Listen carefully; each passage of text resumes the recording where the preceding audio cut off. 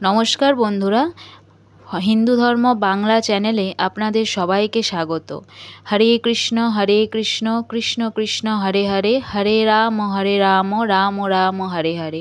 হরে কৃষ্ণ মহামন্ত্র জপের মাধ্যমে আমি আজকের ভিডিও শুরু করলাম।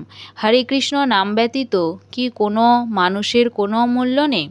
এর উত্তর হলো, কলিযুগের ধর্ম হরে কৃষ্ণ কীর্তনই কলিবদ্ধ জীবের উদ্ধারের একমাত্র উপায়। অন্যথায় জন্ম মৃত্যু জরাব্যাধির দুঃখময় জড়সংসারের বিভিন্ন দেহ নিয়ে বদ্ধ থাকতে হয়। জন্ম মৃত্যু জরাব্যাধির চক্র থেকে উদ্ধারের অন্য কোনো পন্থা নেই। শ্রী বৃহন্নারদীয় পুরাণে ত্রিকলজ্ঞ মহর্ষি ব্যাসদেব লিখে গেছেন, হরের নাম হরের নামৈব কেবলম কলই নাস্তেব্য গতিরনাথা। অর্থাৎ একমাত্র হরিনাম কীর্তন ছাড়া কলিযুগে অন্য কোনো গতি নেই।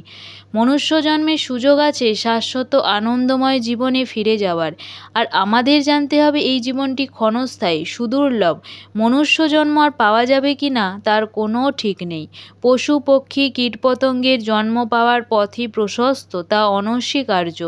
যত বড় পদাধিকারী মানুষ হন না কেন, হরিভজন ব্যতীত মৃত্যুর পর কুকুর বেড়াল ইঁদুর আরশোলা কেঁচো পিঁপড়ে ইত্যাদি রূপে তাকে জন্ম নিয়ে জন্মান্তরে দুঃখপূর্ণ জগতে থাকতে হবে।